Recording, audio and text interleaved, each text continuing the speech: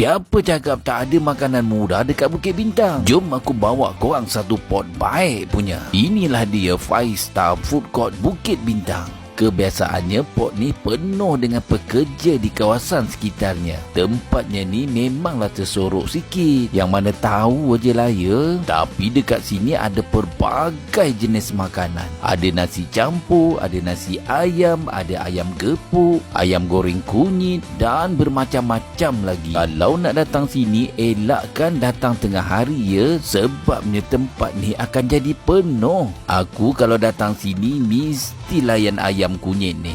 Okey, sekarang kita di Bukit Bintang. Kita berada di 5 Star Food Court di atas Capital Cafe, berdekatan dengan Damaskus. Okey, kita ada jual sekarang ayam goreng kunyit, daging goreng kunyit, sotong goreng kunyit, cendawan goreng, inoki dan sayur campur, dan ada aeon, telur dadah, telur mata.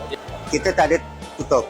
Hari-hari buka daripada pukul 9 sampai 5.40 petang. Untuk portion yang macam aku ambil ini RM15 aja. Ada ayam, ada daging, ada sotong. Portion penuh pinggan. Korang tengoklah tu. Boleh makan 2 orang tau. Rasanya pun maintain aja daripada dulu. Cari Damaskus lorong belakangnya tu. Nampaklah signboard 5 Star Food Court. Ada yang nak mencuba tu, apa tunggu lagi geng? Boleh try.